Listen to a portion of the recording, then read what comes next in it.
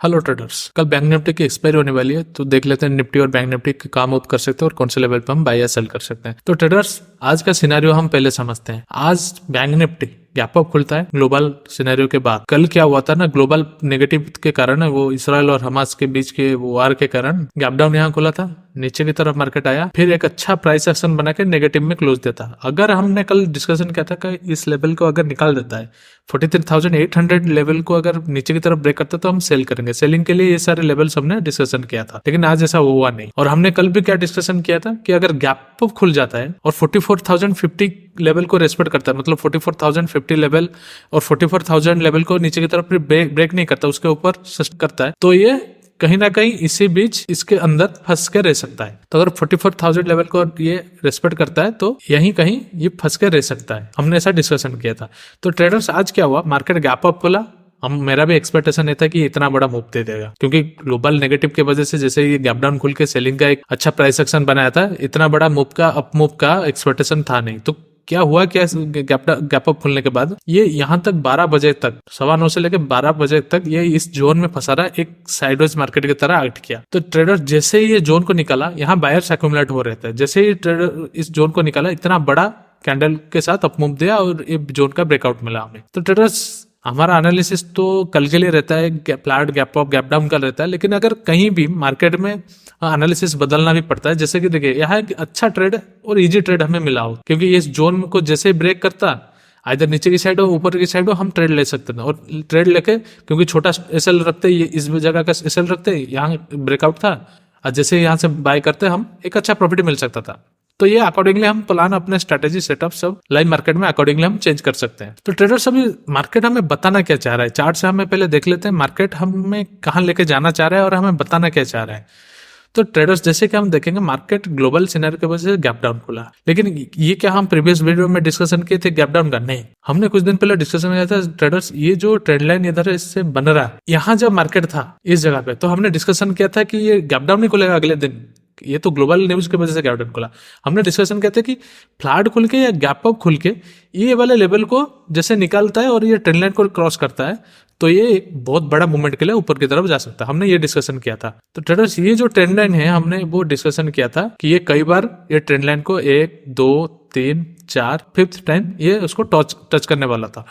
तो 5th time में ये ट्रेंड लाइन कमजोर हो जाता है, और हमने डिस्कशन किया था कि जैसे ट्रेंड लाइन को निकलेगा, अच्छा एक ब्रेकआउट दे सकता है। ब्रेकआउट कहां तक देगा? 45,000 एक ग्राउंड लेवल है। कहेंगे क्यों? देखिए ट्रेडर्स, ये जो लेवल है, यहाँ पर सपोर्ट लेके 45,100 के नीचे सपोर्ट लेके ये बहुत बड़ा कैंडल बना के इसको ब्रेक किया था 45,000 लेवल के। राउंड लेवल है, साइकोलॉजिकल लेवल है। तो हमने डिस्कशन किया था कि अगर यहाँ पर ये ऊपर की तरफ ट्रेंड लाइन को क्रॉस करता है तो ये 45,000 मिनिमम हमारा टारगेट रहेगा, यहाँ तक जा सकता है। लेकिन ग्लोबल सिनेरियो की वजह से ये फिर से नीचे आ गया, गैप डाउन खुलता है और फिर ये प्राइस एक्शन वाला सेलिंग की तरफ आता है। और आज क्या हुआ ना, फिर से गैप अप खुल गया। तो मतलब वार का जो इशू है वो मार्केट ने इग्नोर कर दिया। तो यहाँ बहुत दिनों तो मार्केट यहाँ 12 बजे तक इंतजार किया साइडवेज मार्केट बन के, फिर जैसे ही उसको एक अच्छा ब्रेकआउट मिला तो कितना बड़ा कैंडल के साथ उसको ब्रेक किया है। देखिए, कल के लिए हम बैंक निफ्टी का एक्सपायर होने वाला है, तो उसके लिए हम क्या कर सकते हैं। तो ट्रेडर्स, बैंक निफ्टी आज यहाँ ओपन होके यहाँ एक रेंज बना के आज दिया, और ये जो क्लोजिंग प्राइस है यहाँ का ना छोटा सा रेजिस्टेंस लेके फिर इसको भी ब्रेक करके ऊपर गया, और ये जो हाई है इसको टच किया 44,480 लेवल को टच करके फिर ये नीचे की तरफ यहाँ के रेजिस्टेंस फेस किया। तो अभी हम कैसे ट्रेड कर सकते हैं? कल अगर मार्केट देखे अभी पॉजिटिव में है, और हमने वो जो ट्रेंड लाइन ड्रॉ किया था, ये जो ट्रेंड लाइन है ट्रेडर्स, तो इसको ब्रेक करके मार्केट फिर रिट्रेस के लिए आ चुका है। तो मतलब यहाँ एक अच्छा बाइंग का सिनेरियो बन रहा है। मार्केट जब भी ब्रेकआउट देता है, किसी ट्रेंड लाइन को ऐसे ब्रेकआउट देता है, तो ट्रेडर्स, मार्केट अगर इस तरह एक ब्रेकआउट देता है, इस ट्रेंड लाइन को इस तरह जाके ब्रेकआउट देता है, तो हमेशा हम बाय कहाँ पर करते हैं? जब ये रिट्रेस करके यहाँ सपोर्ट लेके इस रेजिस्टेंस में फिर अगर ऊपर जाने लगे, तब हम इस लेवल में छोटा एसएल रख के इसको बाय करते हैं। तो मार्केट इसी सिनेरियो के अंदर ही लग रहा है अभी।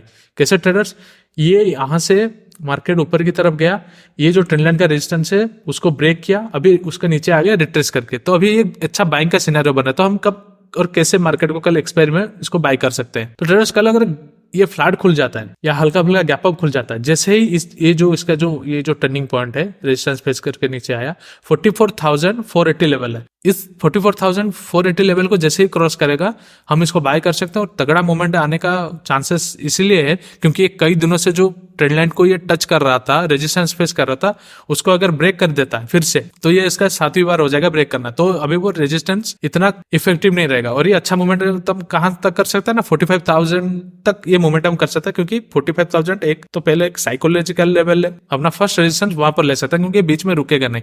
एक ट्रेंड लाइन ट्रेडर्स अगर बार बार टेस्ट हो रहा है तो जैसे ही यहाँ से ब्रेकआउट देता है तो ये बहुत बड़ा मूवमेंट देता है, तो ये सारे फिर से जो छोटे मोटे रेजिस्टेंस आते हैं वो इसको रेस्पेक्ट नहीं करता।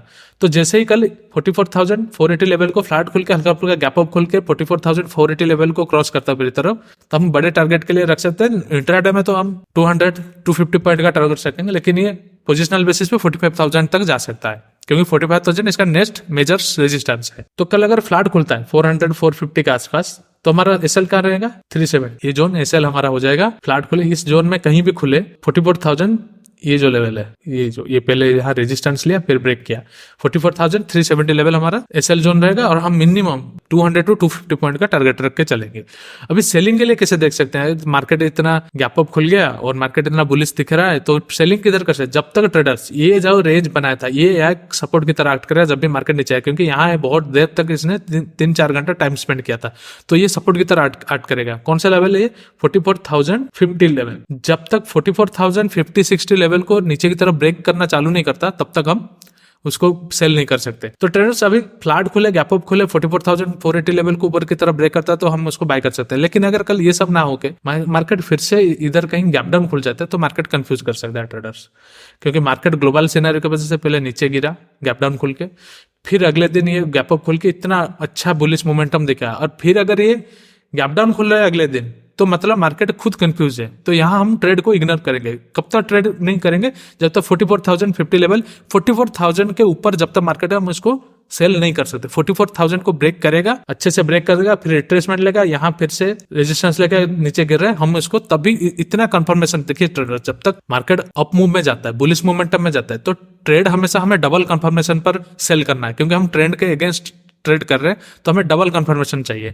तो डबल कंफर्मेशन कैसे हम ले सकते हैं, यहां से देख सकते हैं मार्केट अगर गैप डाउन खुलता है तो हम इग्नोर करेंगे कब तक, जब तक 44,050 लेवल या 44,000 लेवल, अगर और श्योरिटी चाहिए तो 44,000 लेवल का हम ये प्लान कर सकते हैं। अगर इसके नीचे आता है तो डायरेक्ट सेल नहीं करेंगे, क्योंकि ये सारे जोन सपोर्ट लेवल की तरह एक्ट करेंगे ये सारे जोन। तो जैसे ही 44,050 लेवल को क्रॉस करता है नीचे की तरफ, फिर जाके रेजिस्टेंस लेता है उसी लेवल पे, मतलब रिट्रेस करता है और रेजिस्टेंस लेके फिर नीचे आता है, तब हम इस लेवल पे इसको सेल कर सकते हैं। डायरेक्ट सेलिंग के लिए खुद नहीं जाएंगे, और तब तक इग्नोर करेंगे जब तक 44,000 लेवल ब्रेक नहीं होता। तो ट्रेडर्स बैंक निफ्टी का हमारा प्लान रेडी है। कल बैंक निफ्टी का एक्सपायरी होने वाला है, तो बैंक निफ्टी पर ही ज्यादा फोकस रखेंगे। क्योंकि बैंक निफ्टी पे क्यों ज्यादा फोकस रखना है, क्योंकि हम अभी निफ्टी में जब देखेंगे तो पता चल जाएगा बैंक निफ्टी में क्यों हमें ज्यादा फोकस रहना चाहिए। तो ट्रेडर्स अगर गैप डाउन खुल जाता है तो हम इग्नोर करेंगे। कब तक इग्नोर करेंगे, जब तक 44,050 लेवल 44,000 लेवल ये सारे लेवल्स ब्रेक नहीं होते, और ब्रेक होते ही हम तुरंत सेल नहीं करेंगे, इसको पहले ब्रेक होने देंगे, फिर रिट्रेस होने देंगे, फिर जब ये रेजिस्टेंस ऊपर लेके नीचे आ रहा होगा हम इसको तभी सेल कर सकते हैं।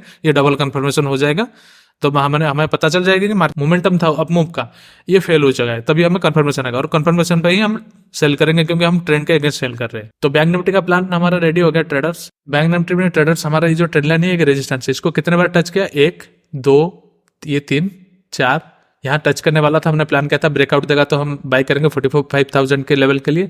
यहाँ इसने गैप डाउन खुल गया, टच नहीं किया, ये 6 बार। तो ट्रेडर्स ये एक ट्रेंड लाइन को 6 बार अगर रेजिस्टेंस ले रहा है तो अभी जब इसको ब्रेक करेगा ऊपर की तरफ ये कमजोर हो जाएगा और ये अच्छा मूवमेंट दे सकता है, क्योंकि जितने बार ये टच करेगा उतना अच्छा ब्रेकआउट हमें मिलेगा। तो ट्रेडर्स हमारा प्लान कल के लिए बैंक निफ्टी के लिए क्या हो गया कि जैसे ही ये 44,000 फ्लैट हल्का फुल्का गैप अप खुल के 44,480 लेवल को क्रॉस करता है ऊपर की तरफ, तो ट्रेंड लाइन ब्रेक होगा और हमें अच्छा एक मोमेंट दे सकता है। क्योंकि आज इसने भी ये जो ट्रेडर्स जो हमने देखा था ये यहाँ एक रेजिस्टेंस लेके नीचे आया, तो मतलब ये परफेक्ट जगह पर है, इसको रेस्पेक्ट किया इसने। आखिर के 1-2 घंटे में इसको ब्रेक करने की कोशिश नहीं किया, इसको अच्छे से इसने रेस्पेक्ट किया, नीचे आया, नीचे आकर क्लोज दिया। अब जब फ्लैट या गैप अप खुल के फिर से इस लेवल को निकालेगा तो ये हमें एक बहुत बड़ा, क्योंकि ट्रेडर्स मैं 44,000 लेवल क्यों बार बार बोल रहा हूँ, क्योंकि आज ये 44,000 लेवल के ऊपर सस्टेन किया काफी देर तक। 44,000 लेवल को ये आज अच्छी तरह से रेस्पेक्ट कर रहा था, और जैसे ही ये ब्रेकआउट मिला ये बहुत ऊपर की तरफ गया, इस रेंज का जैसे ही ब्रेकआउट हमें मिला तो 44,000 हमें एक फिर से स्ट्रॉन्ग सपोर्ट की तरह एक्ट करेगा। तो 44,000 लेवल के नीचे ही हम कुछ प्लान करेंगे